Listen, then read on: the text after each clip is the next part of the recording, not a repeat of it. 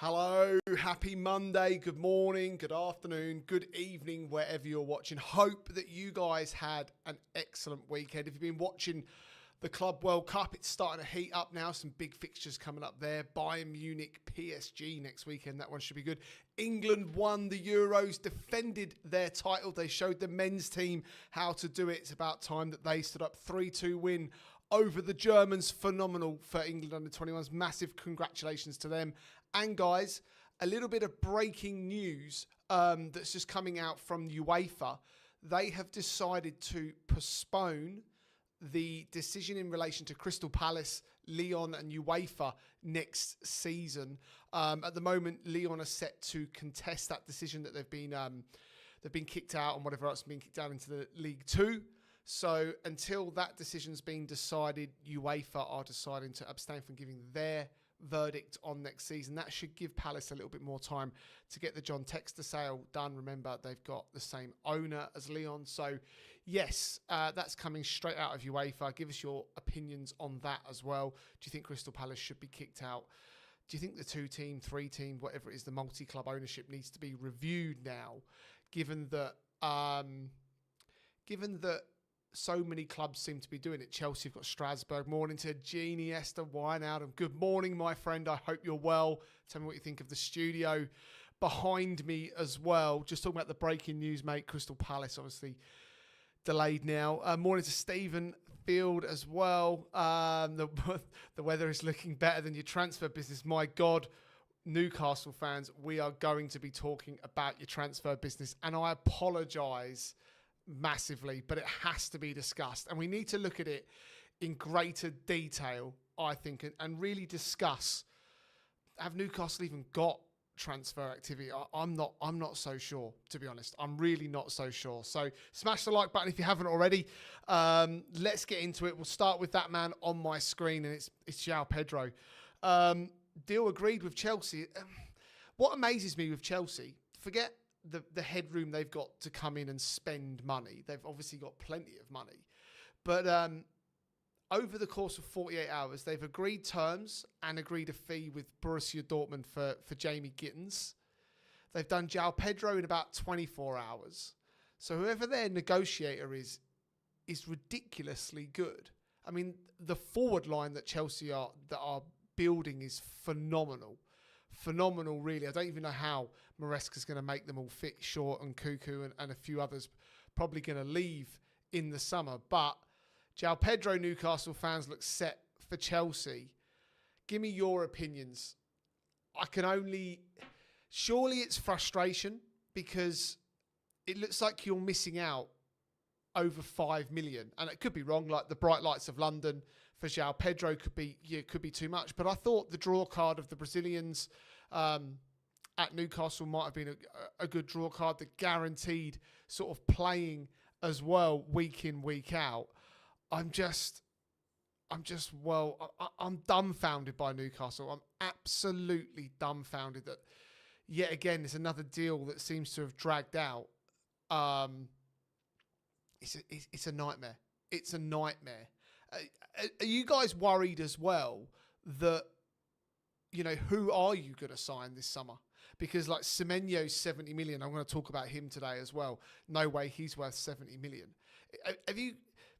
Newcastle are a big club with Champions League football to offer. You're one of the richest clubs in the world as well. And you've got money to spend, having not spent hardly anything in recent seasons. Is it time to act like the big boy clubs and put your big boy boots on and go out and say, okay, if you want 60 million for João Pedro, we'll give you 60 million. It's 55 up front, 5 million in add-ons. Let's do a deal and away we go. Because if I'm led to believe that you offered 50 million up and 5 in add-ons, what's the point over 5 million pounds? Really, what's the point? In the grand scheme of things, if he's your number one target, then you've got to go and get the deal done. It's ridiculous that you're missing out to Chelsea. I think Newcastle, with the guaranteed offers of first-team football and paying the right price to Brighton, could have got this deal done. I really do. Let's have a look down in the chat what you guys are saying. Can't blame João Pedro for turning us down. We turned him down 3 years ago for Isak. We even got a here we go from Fabrizio Romano. Yeah, but players forget that. I don't think that bothers players. Thanks for getting in the chat as well. I think players understand that at times you cannot just, players can move on. They can forget. They can go back, and if clubs showing interest again, they understand it. There's other players that they might be interested in. They can't do all the deals. I completely get it, but it's bad. Morning to Paul. How are you? I've basically given up on Newcastle's transfers. It's bad. What do you think Eddie Howe's thinking at the moment? Like, in terms of, do you think there's frustration from Eddie Howe in relation to the dealings? Do you think he's worried? Do you think it shows a lack of ambition from Newcastle United? There's so many ways you can look at this. Or is it keep calm? Newcastle know, they're gonna sign players. Or do you think now could be some real panic bias? Because I think now you're going to lose Gahey as well. I'll talk a little bit more about that later. But no João Pedro, no Mbuemo. If you keep Isak, that's great. But if you don't add to the squad, then you lose Isak in a year's time. That's guaranteed. It's not a squad that's going to necessarily have the depth to compete massively across the Premier League and the Champions League. And surely that's really important for keeping the likes of Isak, that you've got to make sure you're at least back in the Champions League next year, have a good cup run as well. It's definitely worrying. I think it's definitely worrying, and something that Newcastle have got to address now, basically. What's Jeannie saying here? I think it's hard to sell a long-term vision without a sporting director and without a CEO at the club. Amanda Staveley did also get forced out, and she's a great negotiator and sold the vision to the players. It's a great point. Why was Staveley sold out? Why do they? Why did they get rid of her? What happened there behind the scenes? The director of football is an issue as well. It feels not disjointed because the fans are so much happier than what it was under Mike Ashley, but it feels like the transfer targets are a little bit of a scattergun approach. I think you're going to get James Trafford done, but you guys were not necessarily worried about that, whether it happens or not, because you've got Nick Pope. But it just feels like the key elements that you do need to improve on are not going to happen. Alanga, I probably agree with you, with Newcastle. 45 million, I think, was a fair offer. I think they want nearer to 60. And Newcastle may be going to be forced to go back in and say, all right, we'll go at 55 and see what Nottingham Forest maybe do with Alanga now. Because not running out of players, there's so many players out there, but there's not a ton of players that are available that, in your price bracket, in your wage bracket, that overly improve what Newcastle are trying to do. Morning to Curtis. He says, all right, mate, I've missed your show the last couple of days. That you have, Curtis. I did notice that.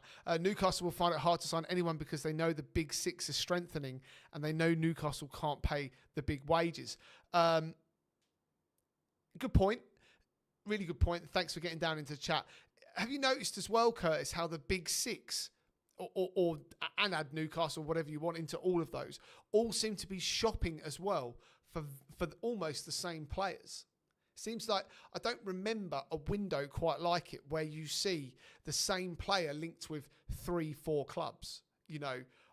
It's massive this year. It's really, really prominent that every club wants the same player, and obviously Newcastle are finding it hard to manoeuvre in this window for the players that that they want. And is it because it's the Northeast? I'm not meaning that disrespectfully. Morning to MFS, morning to Belly81 as well. I'll come down to your chats in a minute, guys. It's really interesting this year. I think it's going to be super tough for all clubs to do business. And I think also when I look across Europe, I look at what Victor Gyökeres and Sporting are doing. I look at what RB Leipzig are doing with Benjamin Šeško. And it seems like those clubs are going, well, the Premier League's got so much money, we're just going to play real hardball. And I know that we have a Premier League tax, but it just seems extra difficult this year to do the big deals, let alone the clubs that are trying to do the deals, in the Premier League and between themselves. Like Chelsea, as of late last week, hadn't really even discussed terms with the agent for João Pedro. João Pedro was over in Brazil. He was due back in. Newcastle were the only ones. And then Chelsea came in at the weekend and they've done this deal in literally record timing, along with doing the Gittins deal. And in some respects, I think Chelsea deserve a huge amount of credit. And there's a lot of people that call Chelsea out. But I think the way Chelsea do their business, they actually deserve a huge amount of credit. They identify their targets. They have a fee that they're willing to pay. They go to the club. They pay the fee. They agree the terms. The player's wages are never an issue, and the player signs for the club. You know, as a football fan, that's what we all want that.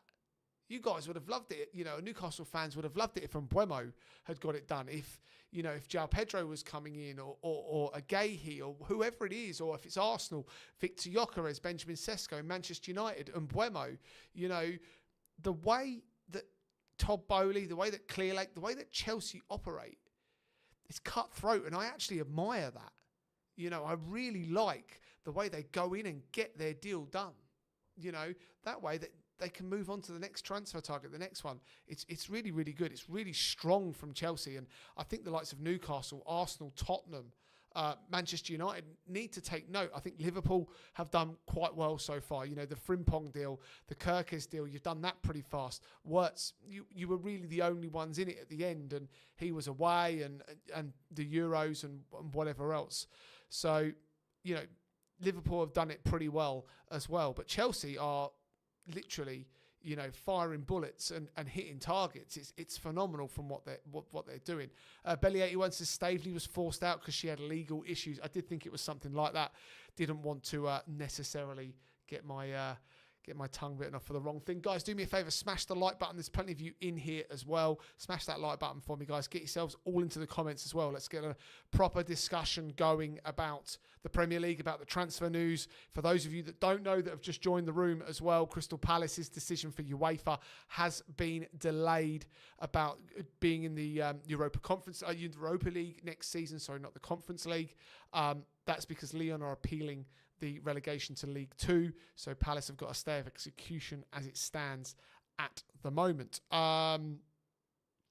MFS says, well, isn't this a good day? To be honest, I'm really disappointed. I don't know why we keep looking at Prem players when the abroad market is less risky and worth it. We could have Xavi Simons, says MFS, for 60 to 70 million. First and foremost, do we think that Xavi Simons is worth that? Is the new 30 to 40 million player now the 60 to 70 million pound player? That's crazy to think. 17 goal contributions from João Pedro leads you to be a 60 million pound player.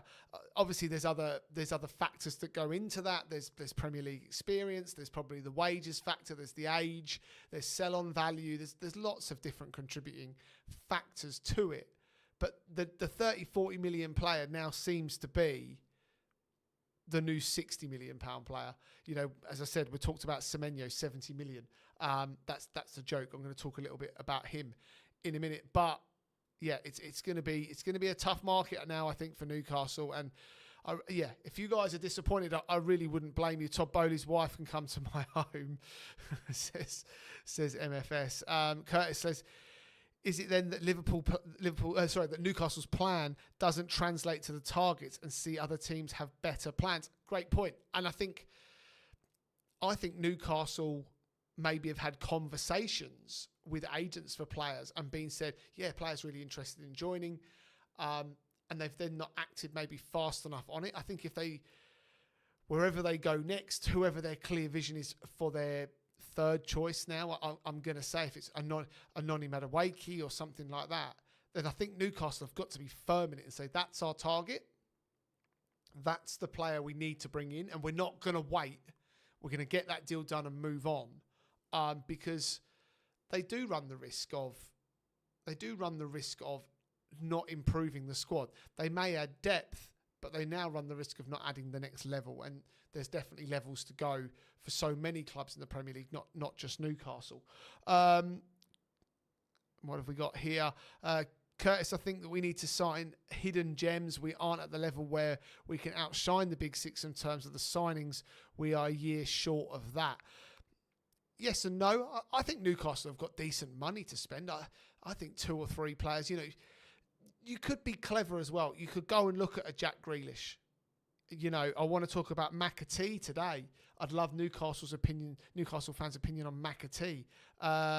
Stephen says that Staveley's already been to yours. Morning to Daniel Knight. Daniel, give me your opinions on Chelsea signing João Pedro, another Brighton player as well. You guys are literally affiliated, I swear, by it. Smash the like button, people.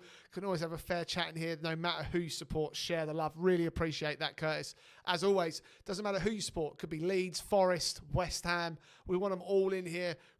The aim is that you guys can talk about, have an opinion on whether it's your club, someone else's as well. I absolutely love that. That's what the Footy Social Club is all about. It's why I sit in here and do it, and I absolutely love doing this as a job as well.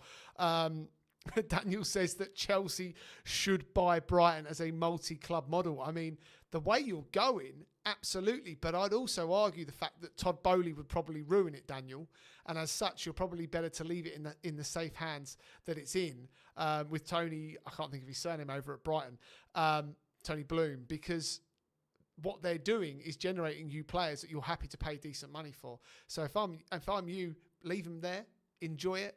And then come back when you're ready to buy them. That's Cucurella now. That's Caicedo. That's João Pedro. You've had the manager. Plenty. Goalkeeper Sanchez. Too many to name, but you've had them. So fair play. Chelsea can sign Sean Longstaff, says MFS, for 40 million. If Pedro is worth that much, then what's Elliott worth? That's another good question.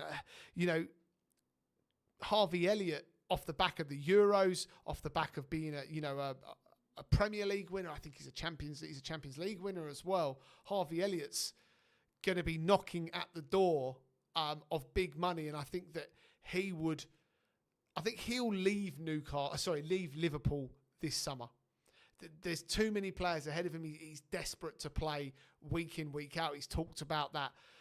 Elliott could be a very good option for Newcastle as well. He'd get more game time there. He'd be a good option at Spurs as well. I think lots of clubs in and around the Premier League. I'd have Harvey Elliott at Arsenal, to be honest. But I'd love, let us know what you think. This is what I'm saying. Scavallini is worth 40 million. If he was in the Prem, that would be 70. Correct. There are a lot of players across, the European system, the leagues, that are worth far less than what you're paying in the Premier League. The question is as well is it's about getting it right though with those players that are coming in, because we've seen it so many times that players that come into really big clubs like Newcastle, Chelsea, Liverpool, whatever, and then don't quite hit it off, and then they drop down to a lesser club, a Fulham or a Bournemouth or whatever else. They just can't quite hack it. Let's not forget, Kepa came in for Chelsea for 70 million, the most expensive goalkeeper in the world. He's been a flop.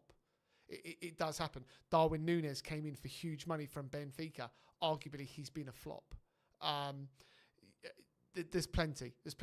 Chelsea have got plenty of them currently as well. Badiashile, Diasasi, they've come in for decent money. They've been flops. They'll be moved on again. So it doesn't always work, but there is certainly more value on the continent. I still think, looking across what Nottingham Forest are doing with the South American contingent, I think there's some really good players in the South American leagues, especially in the Brazilian league, the Argentinian league as well.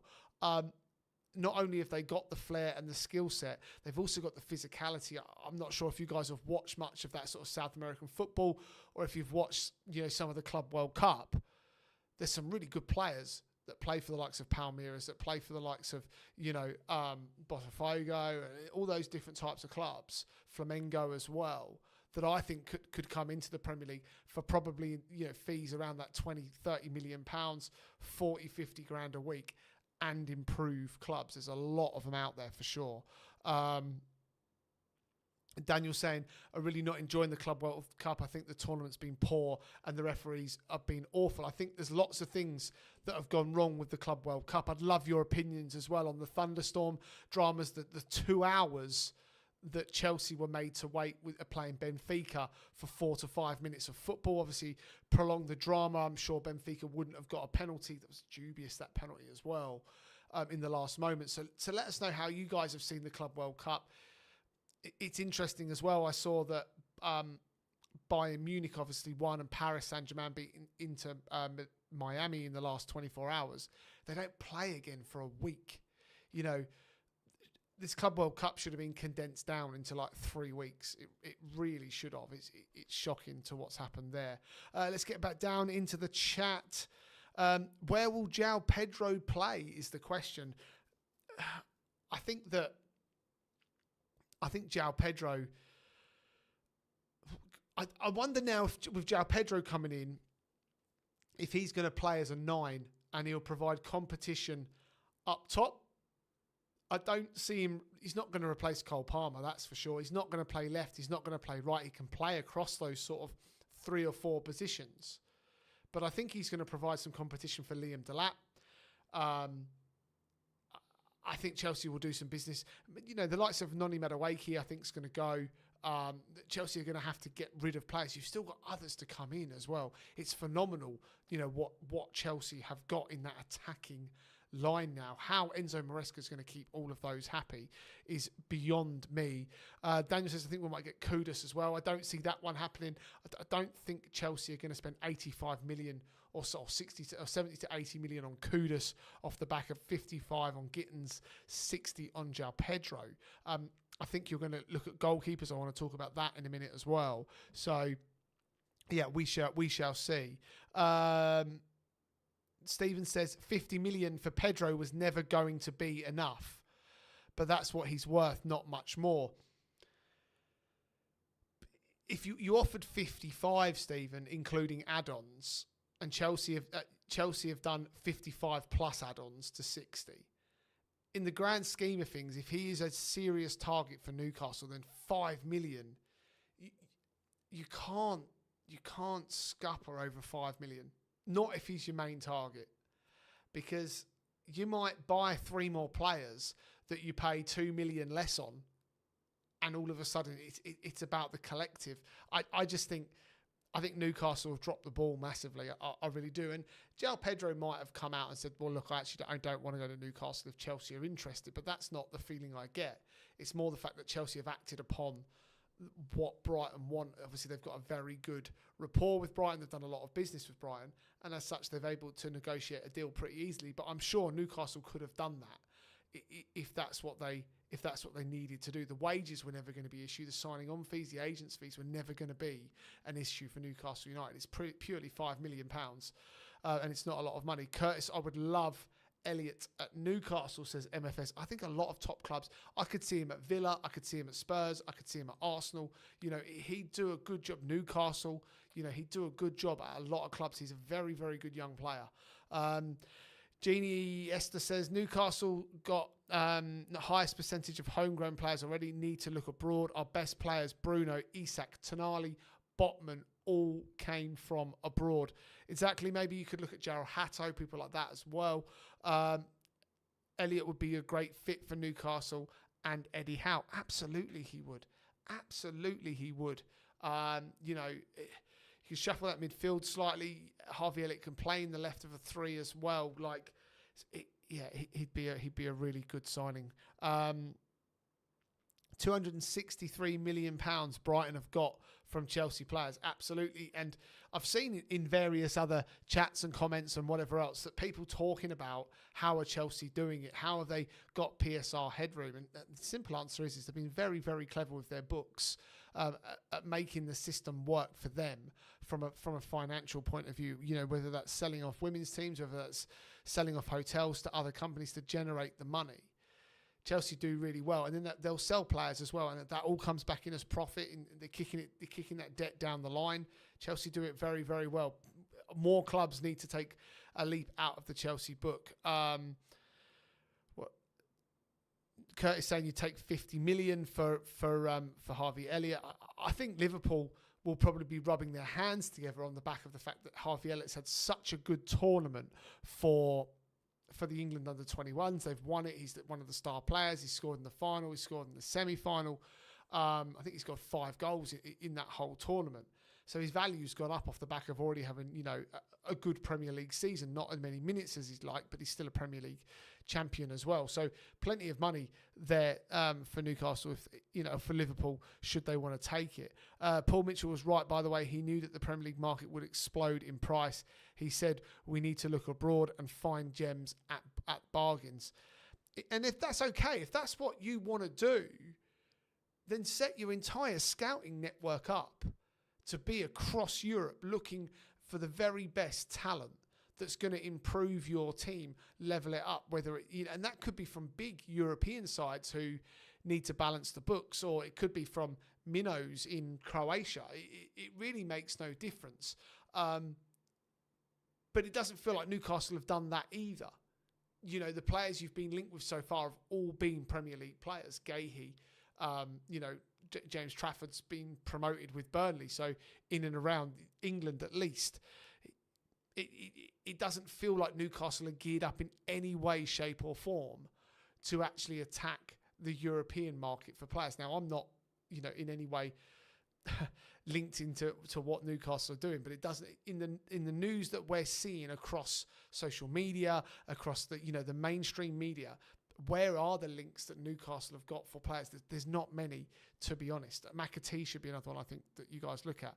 MFS has put me in as director. I'll get some signings. Absolutely. Nobby Solano. There we go, guys. Nobby Solano in the chat. Newcastle refused to overpay for a 10-goal-a-season striker. Pedro is a mid-table player, and let's be honest, he's a pen merchant. Chelsea are mugs paying 60 million. I'm not sure if Chelsea are mugs for paying 60 million, but Chelsea have identified him as a player that improves their squad, and as such, they've gone and got the business done. Who would you, Nobby? Who would you like to see your club sign? If you're happy for them not to overpay, where would you like to go?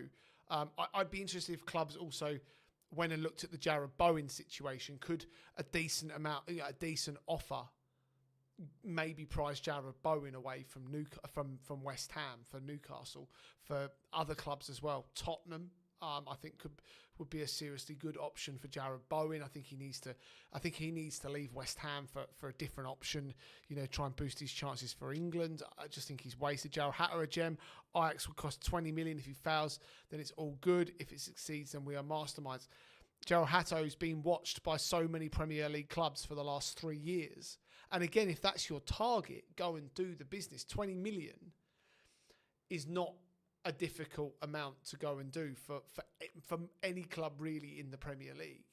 But then my question is, why is it not getting done if that's someone that you've identified as a key player? He's a very good player as well. I know Arsenal have looked at him in great interest, but with Jurrien Timber and Ben White, I think that's why Arsenal have sort of let this one go by the wayside. We've looked now at Mosquera, who I'll talk about during today's show as well.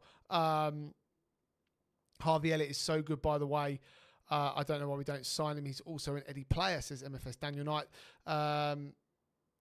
That was never a pen. Premier League referees would never have given it. I think you're talking about the one that Benfica scored. Doesn't matter. You went on and won. João Pedro is Nkuku's a replacement. I absolutely agree with that. He's, if you look at the Chelsea attacking line, there's 2 or 3 that will go. I still think Nicholas Jackson could go this summer as well. Morning to Gaz. Hope you're well, my friend. Catch up with you soon. I think you're on with us tomorrow, Gaz, if I'm not mistaken. Yes, we'll see you online tomorrow. Love how the listeners love to get in some banter with you as well. Loophole FC, Chelsea is absolutely. Chelsea are brilliant at it. Eddie hasn't let us down so far, says Stephen Field, so I'll keep the faith for now. And look, it's not necessarily Eddie Howe's fault. I would imagine that Eddie Howe is hugely frustrated. It's not like you can go back all the way back to the Brian Clough days, the George Graham days, the Alex Ferguson days, Arsene Wenger, Jose Mourinho in recent years, Harry Redknapp. I think when those managers wanted players, they picked up the phone, they spoke to the other manager first, understand what the club wanted. I think managers dealt with it a lot more than what you see now. And then I think now what you see is that the club sit down probably in January to talk about the summer, maybe even beforehand. That they have their tactics board of their players, who they're going to move around, who's maybe going to go out on loan, who's up for contract renewals, who the targets are. Eddie Howe would have done that with those in power at Newcastle. It's not Eddie Howe's job. I would imagine privately Eddie Howe is extremely frustrated. It's going into the beginning of pre-season, and I'm sure he would have liked to have seen one or two through the door that he can begin to start and work with. And I'm sure Newcastle's hierarchy are across that as well, and probably equally frustrated. I'm sure they know more than what we know about where the situations are. Madueke might be leaving Chelsea. I've heard in reports. Absolutely, he's been linked with Arsenal, to name but a few. Curtis says, have the Newcastle board fell into the trap of thinking we're the richest club, players will want to play for us? Probably. I'm not so sure about that in terms of the money, because obviously the financial restrictions that are put onto clubs as a whole now, I'm not just talking about Newcastle, it makes it a little bit more difficult. They can only pay within certain means and the headroom that's available to them. Newcastle have got money to spend. It's just about being able to do the right deals. We shall see. Stephen says Pedro's 10 goals from last season, 5 were pens. Yeah, they were. You can't argue that. But ultimately, I think he is still a very good player. He's a hybrid of a very good player with potential, and I think he would have worked very well in an Eddie Howe situation, who maybe would have made those 10 goals next season, all league goals, and maybe then 2 or 3 penalties if it was was him taking them. I think Eddie Howe would have made him a far better player. What have we got here? MFS saying, Curtis, it's not that it's because of Eddie. As much as I love him, his stubbornness of Premier League proven is going to cost us a couple of years on this project. And look, Eddie's delivered, right? 70 million.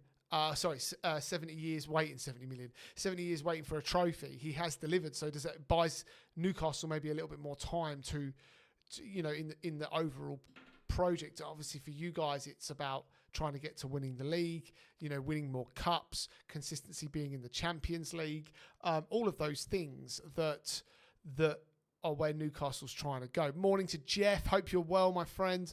Buy Elliott and McAtee instead of Alanga and Pedro leaves plenty for a right centre-back. Going to talk about McAtee. In a minute, we've obviously been talking about Harvey Elliott. What would you do if Arsenal get into the next Club World Cup in 2029? I'll worry about it then, is probably what I'll do. Arsenal won't win a trophy for a long time, so don't see us being in a Club World Cup anytime soon. What have we got here? Maybe it's time to move on from Eddie Howe, like Arsenal need to move on from Arteta. They've taken you as far as they can. I'm not sure if Eddie Howe's quite taken. I think Arteta is on the brink of that. That's also sits with the board, because it's about supporting players and getting it done. And Arsenal are having a progressive window, but they're not levelling up. They're just adding depth.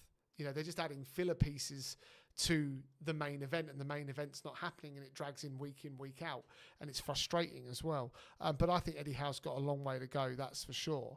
The struggles all come back to PSR rules that haven't evolved in line with player price inflation. It's not for the purpose, unless it's purpose to keep the big 6 revenue earners at the top. Great point, Jeff. Great point. PSR maybe does have to be removed or reviewed, I should say, because as I talked about earlier on in the show, not sure if you were there right then, the 30-40 million pound player is now the 60 million pound player. And that's ridiculous. João Pedro probably is a 40 million pound player, but not anymore. And it doesn't take much now to spend 50, 60 million on a bloody player. It's ridiculous. There we go, guys. You're getting plenty of comments down in there. Make sure you get back to them all for me. Thank you very much, guys, to those of you that have liked today's show as well. Just very quickly, if you haven't already, the Arsenal Social Club is out now. Go check that one out as well. Make sure you join the channel. I'll be releasing some stuff. We're going to be the first channel that use Stream Builder as well to be doing our shows live on TikTok as well. That's coming out in the next week. Footy Social Club, if you haven't already, I'll start and punch all of the links into the next descriptions or so make sure you go check all those out as well, but still be here. The home of the Footy Social Club is very much YouTube. Thank you very much to all of your support as well, guys. It really does mean a huge amount to me. Gaz talking about Elliott being a real type of Newcastle player. Gaz, is there not a question, though, that maybe he's a really good type of Spurs player as well? Do you not think that Harvey Elliott would improve Spurs in the midfield? I think he would. I think he really would. I think he improves so many. Villa. I think he improves Arsenal. I think, as I said, he improves a lot of teams. Longstaff would be perfect for Spurs. He's always been a Spurs fan and has dreamed of playing for the biggest club in London, way bigger than Chelsea, says MFS. Now, we do know that Spurs are not the biggest club in London. Kulu is going nowhere. What else we got here? Man City will likely want a buyback clause on McAtee, which may cause problems. Yep, correct. That definitely could. We'll talk a little bit about McAtee shortly. Why don't Newcastle go in for Calvert-Lewin before Arsenal wake up to him being a free target? We'd still miss out somehow. And where is Dominic Calvert-Lewin going to go next? That's the question.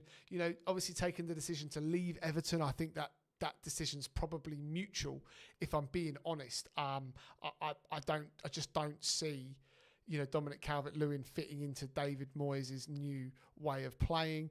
Morning to Sterling. Sorry I'm late. What did you miss? Sterling, you've missed huge amounts, but you're here now, so that's all good. What you can do, Sterling, is at the end of the show, you can go back and watch the first, let's say 35 minutes, where you'll miss my breaking news about Crystal Palace missing out. The decision to be kicked out of the Europa League has been delayed until the outcome of Lyon being relegated to League 2 is finalised. You've missed out on my opinions and the group's opinions about Newcastle, João Pedro, where Newcastle are going this summer, and the fact that Chelsea looks set to complete a £60 million deal for the 23-year-old. Sterling, I know you're right across your football. Give me your opinions to what you think of João Pedro going to Brighton.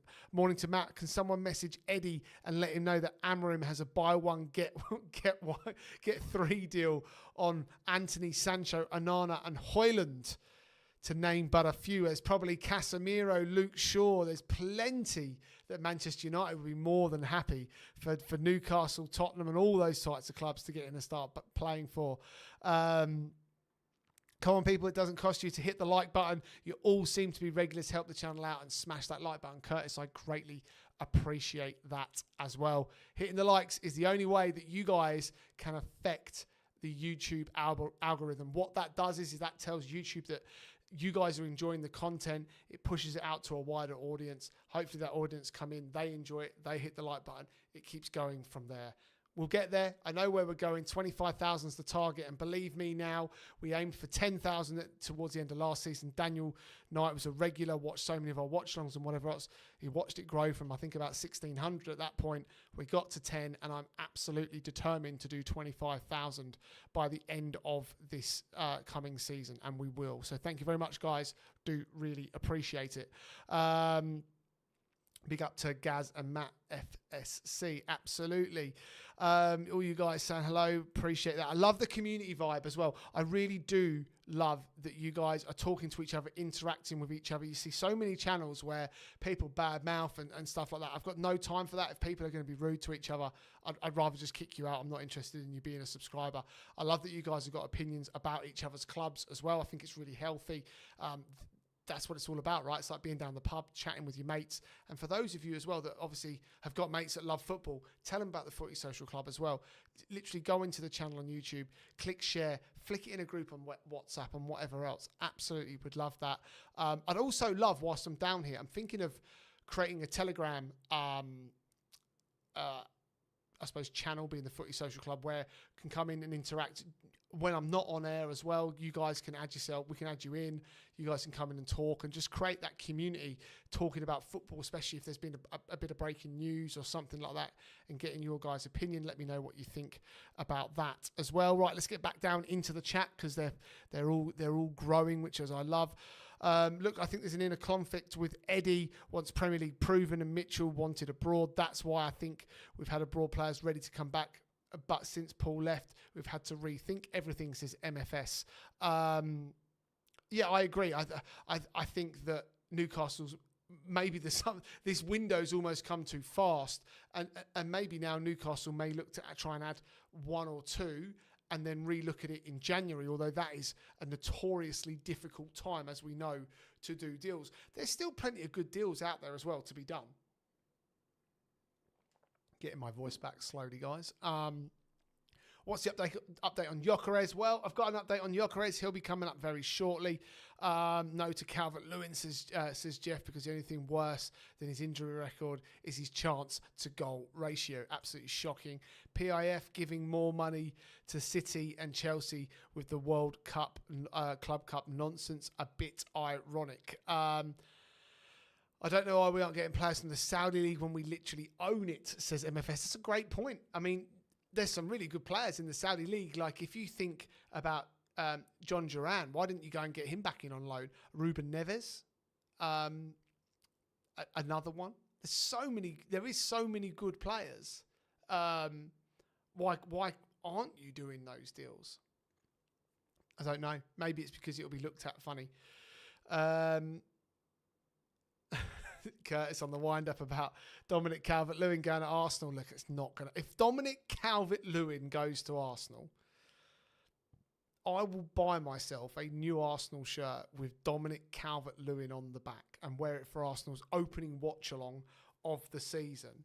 And I will become his number one fan. That's how much I don't believe that Arsenal will sign Dominic Calvert-Lewin. Gaz still stupidly thinks that Tottenham are the biggest club in London. MFS says, I'm afraid we're going to be a club that gets top four, then no Europe, then again top four and repeats. Rinse and repeat. Absolutely. And that comes down to squad depth and being able to compete, because, you know, Newcastle got top four in the end. But you had no European football. You know, and that's why I think Manchester United can drive themselves right back up the league this year as well, is the fact that I think that they can, you know, no European football. I believe that they can do it for sure. But I think until you keep adding that level of quality, it might be a little bit hard to go and do Champions League and then the league again and qualify for the Champions League again. Thanks very much, Daniel. Help this channel get to 25k subscribers next year, so hit the like button and sub button. Absolutely appreciated. Share and share around the world to everyone that loves football. It's the only way. Genius Star says, kudos to Spurs. Romano and Matt Law, apparently. We'll have a look into that one, talk about that tomorrow.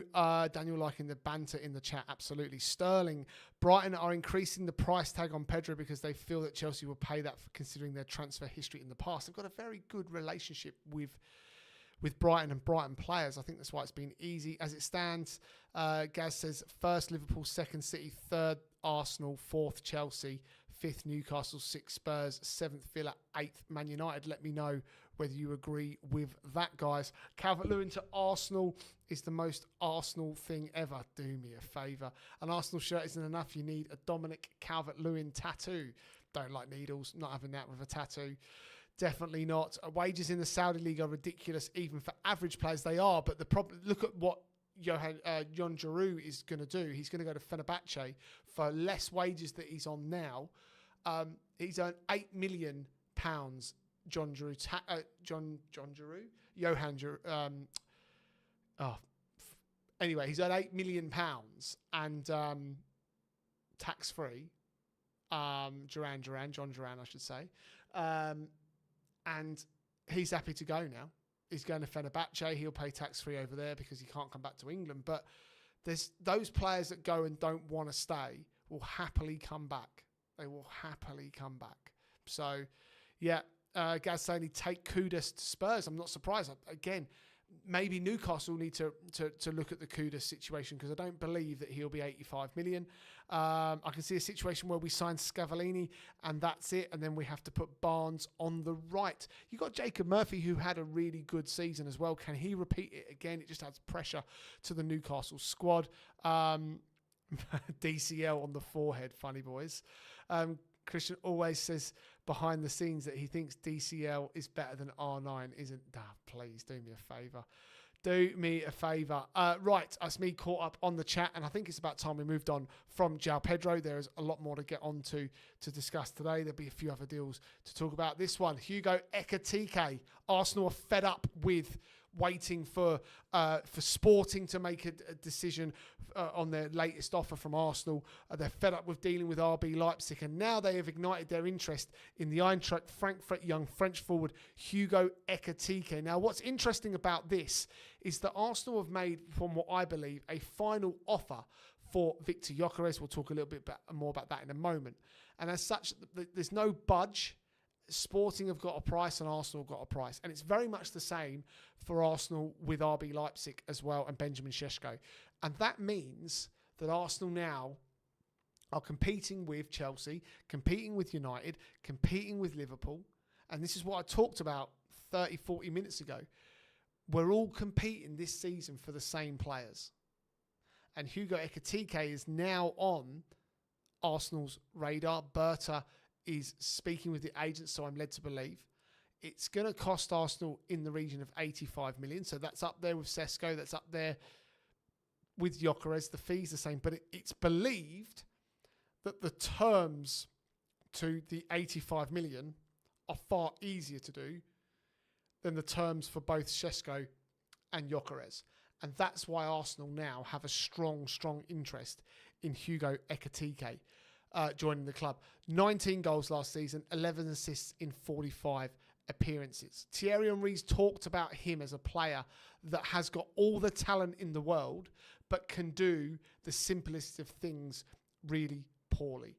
And I wonder if that could frustrate Mikel Arteta. So it's whether he's switched on in training, how he applies himself and whatever else. And we know for Arsenal and Arteta, he's a manager that looks at every little detail in how a player performs, how a player reacts. I don't know if you guys have watched the Amazon Prime documentaries on the behind the scenes. I think they're incredible. It's such a great insight.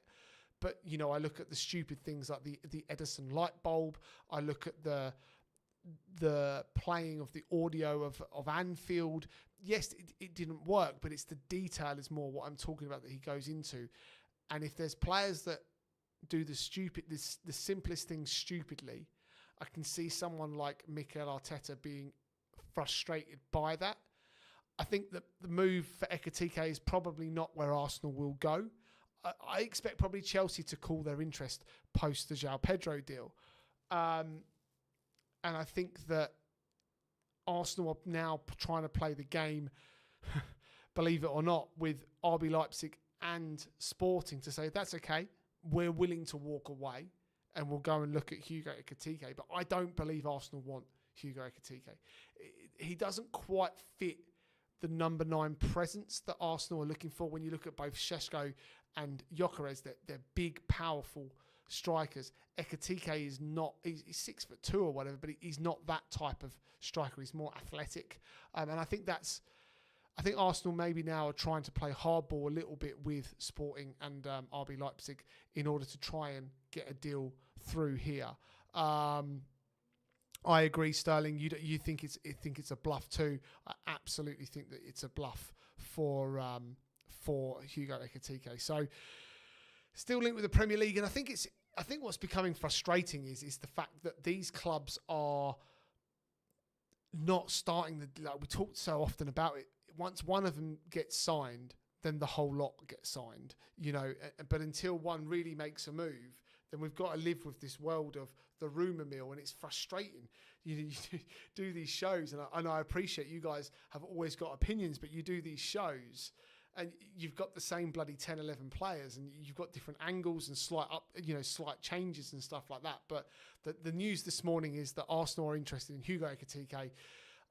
I think it's a bluff, and I think Arsenal want to do still Gyökeres or Šeško and they're using Ekitike as a bluff to do it, as Sterling said.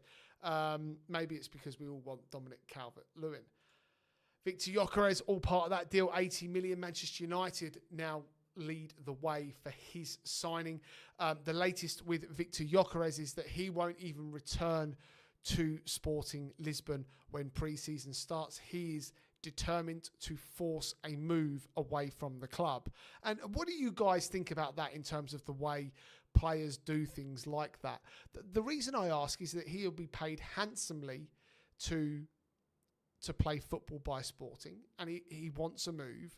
I understand that he's supposedly angry that he's not getting his move based on a certain fee, and there was a gentleman's handshake and whatever else. But, you know, if you or me didn't turn up to work because we just didn't feel like it, you know, and we're being paid, then ultimately you end up with disciplinaries, you end up being sacked and whatever else. Player power now is so big that he can literally, you know, just walk away from the club or sit tight. Is it not disrespectful to the fans that in effect contribute hugely towards his wages? You know, he went into that club, you know, with ambitions to win things. He's done that. Is it not wrong that he's now saying that he's refusing to go back to the club?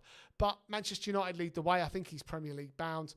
Arsenal still hold a very, very strong interest. Liverpool have cooled off slightly. I think Liverpool have got other areas they still want to target. But yeah, I would imagine in the next 2 weeks, one of these is going to drop.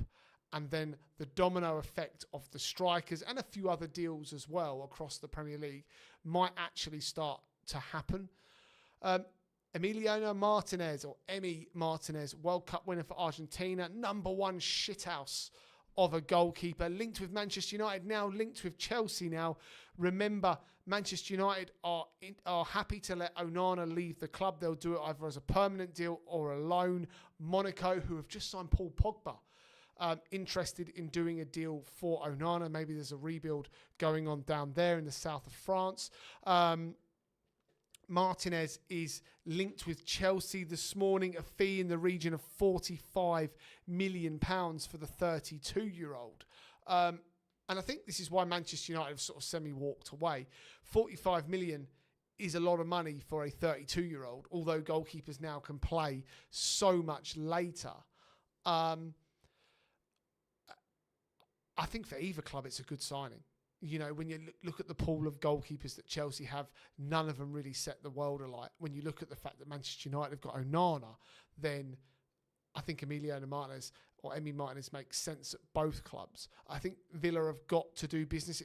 I think it shows Villa's financial position at the moment when you look at the fact that they have been so quiet in this transfer window. In fact, since we've been doing the transfer show, I don't think we've talked about Villa players inbound to the club. We've talked about the likes of Morgan Rogers leaving, Emi Martinez leaving, but I don't think we've had many discussions of players inbound at Villa, and I think that speaks absolute volumes for maybe where Aston Villa are as a club at the moment. What have we got here? Daniel Knight saying he doesn't want him at Chelsea. That's interesting. Man United have to challenge for the top 5 if they get Gyökeres, Emi Martinez, and a top defensive midfielder, says Ginny One Adam. Absolutely. Man United, if they do deals like this, will be in there and thereabouts. I absolutely believe that. I talked about that last week. I genuinely believe that. The only way they get rid of Onana is for Man United to pay a club to take him. You couldn't give him away for free. Believe it or not, there'll be clubs that will take him. You know, he's been awful for Manchester United. For me as a goalkeeper, Onana is a keeper that lacks concentration. He's a worse version of Ramsdale. He can do the unbelievable, but he can, you know, he does the unbelievable as well in terms of how does he do it so badly with the simple stuff. But he can do huge saves, but he just switches off. And Manchester United's rebuild cannot afford for that to happen. So Emi Martinez, Chelsea, Man United, the latest links. If Liverpool get, let's go back down here into the chat. If Liverpool get Ekitike, no one is stopping them. Only us at St James's, says MFS. Ekitike would be unbelievable. I think Martinez would end up at United due to the higher wages. Sterling, I agree. I think Emi Martinez would probably rather go to Manchester United. because I think the project probably interests him as well. He's not living in London. Obviously, he lives in Birmingham or in and around that area. He could commute if he really wanted to. I think he wants Manchester United. But I don't think Manchester United are willing to pay the 45 million, if I'm honest. Right, next one. We're getting through them now after that big discussion. Mark Gahey. Newcastle, I've got you down as high because you still have a high interest in this player, but as do Liverpool. And is there more frustration for the Newcastle faithful in this chat and the Newcastle fans in general? Liverpool looks set to offer Crystal Palace a player, being Ben Doak, plus cash for Mark Gahey. Mark Gahey is said to be interested in the move to Liverpool. It's understood that he has been guaranteed minutes, which means that I think Liverpool are prepared to lose Ibrahim Konate. I think if Gahey goes to Liverpool, he's going to be going to play. And the problem then is for Newcastle, Arsenal as well, is if Liverpool come knocking, you're not saying no. I mean, for Arsenal, do I think he's an upgrade on Gabriel? Probably not. He's maybe as good, but he's not an upgrade. So for me, I'm not worried from my perspective whether we sign him or not. Is Mark Gahey an upgrade on Dan Burn? Absolutely. Absolutely, he is an upgrade on Dan Burn. And can you imagine Gahey and Sven Botman next to each other next year? That would have been phenomenally good. Phenomenally good. So, Gahey going to Liverpool, I have zero faith in us. Look, again, it comes down to you could have got deals done earlier, but you haven't. So, yeah, Mark Gahey, as it stands this morning, player plus cash. Ben Doak into Crystal Palace, was out on loan. I think it was Borough last year. Everton have got an interest in him as well. But Liverpool now extremely interested in Mark Gahey. Nobby Solano saying I'd take a look at Xavi Simmons, Elliott and McAtee. A lot of clubs talking about Xavi Simmons, good player. 60, 70 million for Xavi Simmons. I think Dutch can definitely handle it in the Premier League's played, top level football already for someone so young. I think he'd be a really good player in the Premier League. Brian and Buemo, Manchester United, another club that's struggling to get these deals across the line. And Brentford have appointed their new manager. Keith Andrews has come in, and it appears United have gone in with two offers at 60 million because they believed that that's what Brentford wanted. They structured it in two different ways. The most recent one was 55 million plus 5 million in add-ons. The first one was around 52 million plus the add-ons. There's some more guarantees in the second one, but it's now believed that Brentford wants 65 million. And Brian Mbuemo is doing all that he can to engineer this move away from Brentford. I mean, I think Brentford is a sinking ship. It's a building on fire. Keith Andrews, they've promoted from within. I know they've done that before, but I'm just, it's a club for me that is going to implode on itself. And Buemo will go. United will go back for a deal this week.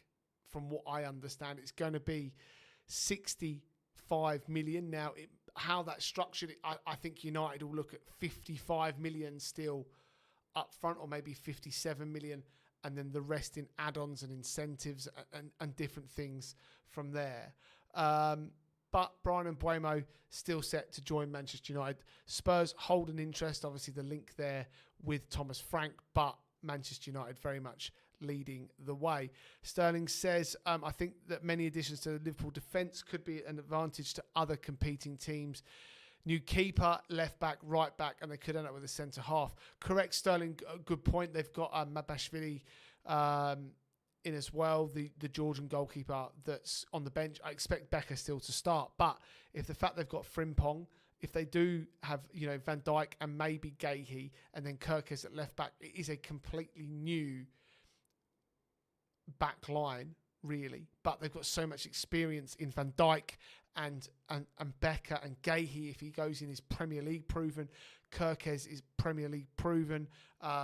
Frimpong's a very good right back as well. So I think that Slot will look to play them together as often as he can in pre-season in order to get them as much experience as possible. And I'm sure on that training pitch as well.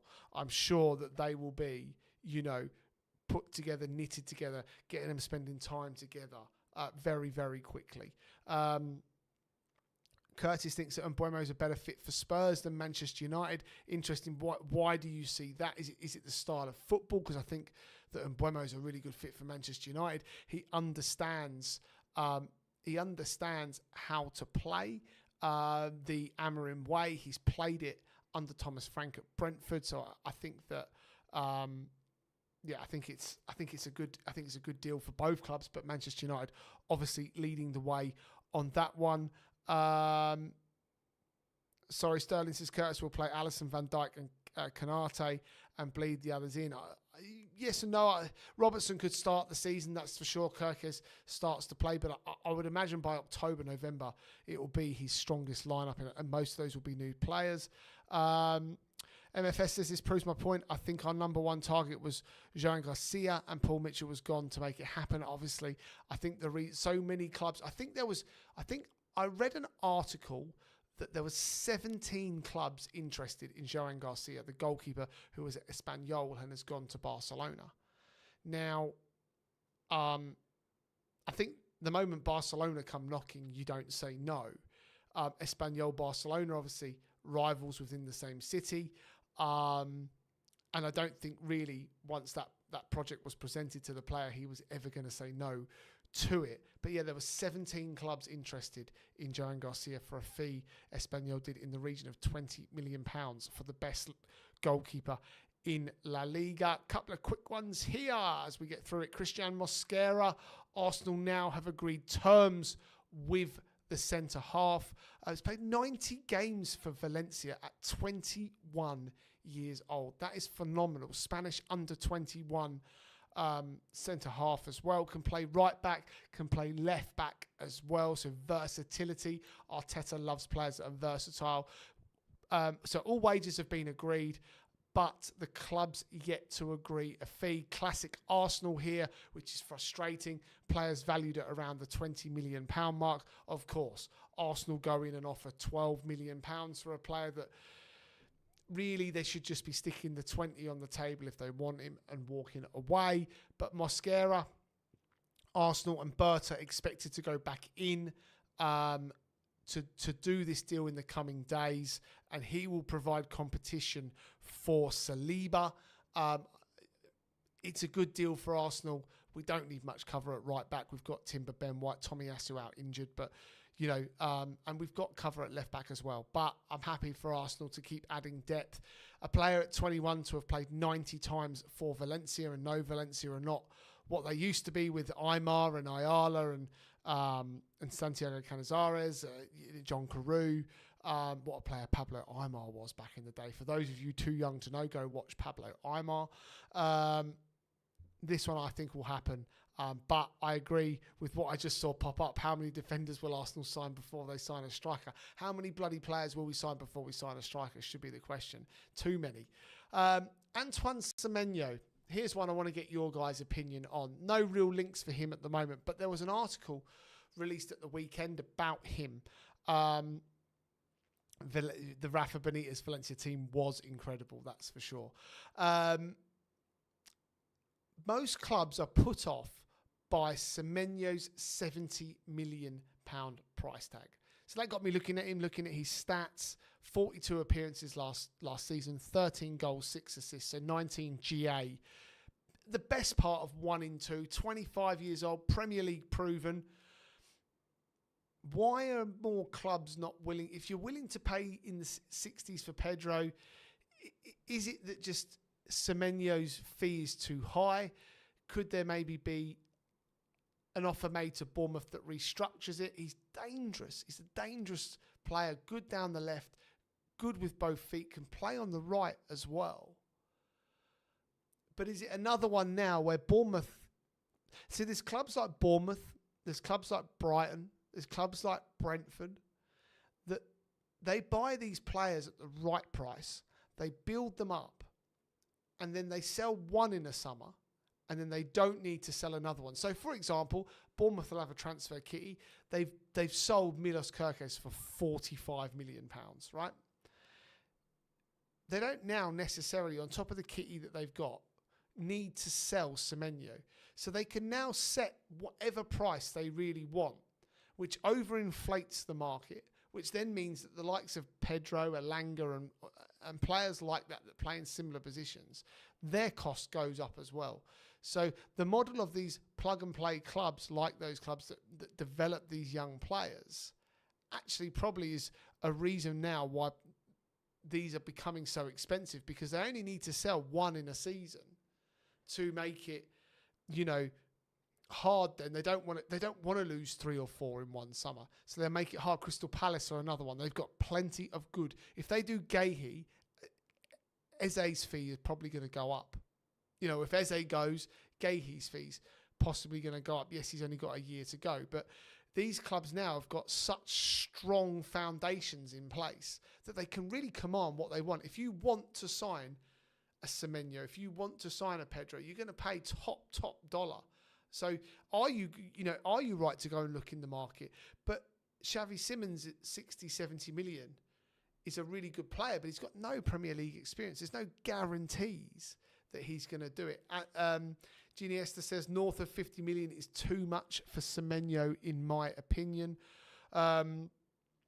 What wages will he be on at Arsenal, as you always overpay these players? Look, I probably think that if we're going back to Mosquera, that he'd probably be on 40 grand a week, something like that. No more. I don't believe. But yeah, look, Semenyo, it's a deal a lot of Premier League clubs are looked at, but at £70 million, I think they've got to potentially, for that to be done and be done less, they need Semenyo to spit his dummy out, and I just don't see that happening. Bournemouth, as I said, are happy probably to let Kerkez go, get 45 in, plus whatever else they've got. They'll improve their team still anyway. A couple more to go. Jamie Gittins, Chelsea fans, job done. £55 million. You've seen off Bayern Munich. Gittins can't play at the Club World Cup, unlike Pedro, cup-tied having played for Borussia Dortmund, but expected to travel to London for a medical in the coming days. Chelsea have met the buyout clause, 55 million. This is a player they've earmarked as the one to play down the left.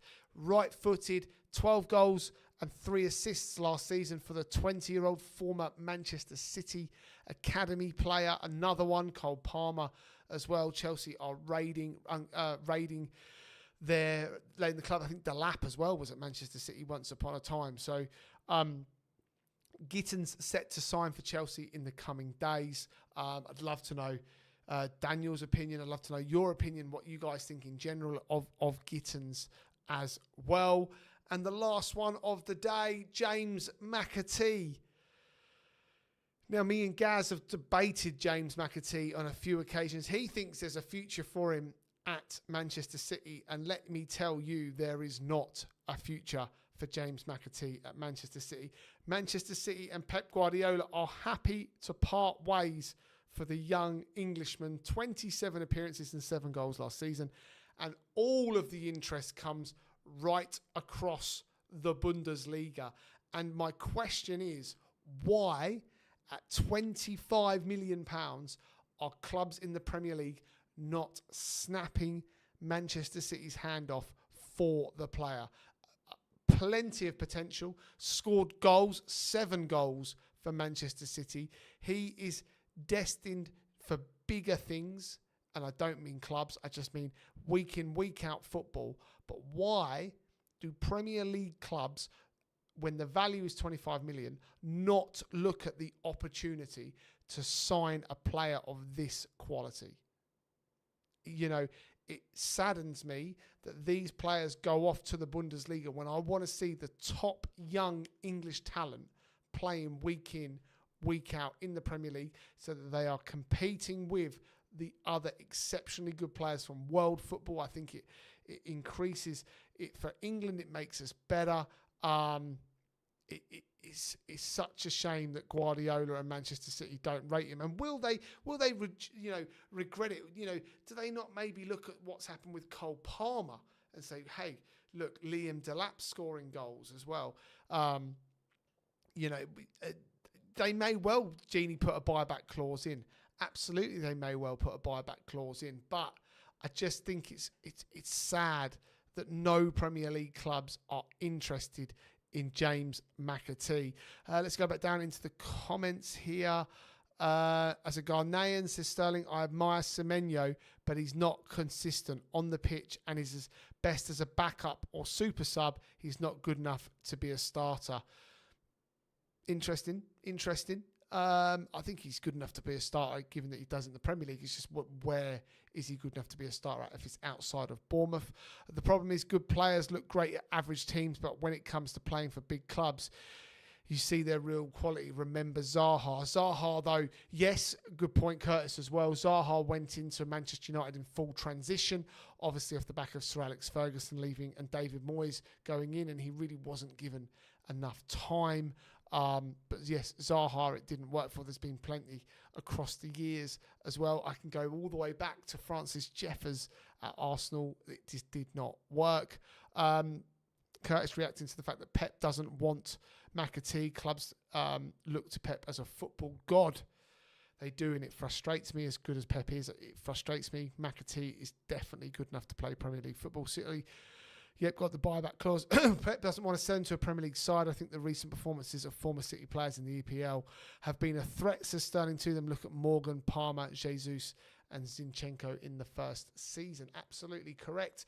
I agree with that as well. But they deserve the right to play Premier League football. They are English talent. And, if Pep doesn't want him and doesn't have a space for him, then he should let him go to where he sees fit. Guys, that's it for this Monday. Thank you so much to everyone that's been down in the chat. I greatly appreciate it. Gaz and myself will be back tomorrow. If you haven't already, do me a huge favour, hit the like button. Thanks so much. Enjoy the rest of your Monday. Just think, a few more hours and your day will be done, and it's on to the rest of the week. And you've got the Footy Social Club to look forward to. Enjoy the rest of your day, guys. Thanks very much. Enjoyed it as always, and I will see you on the next one.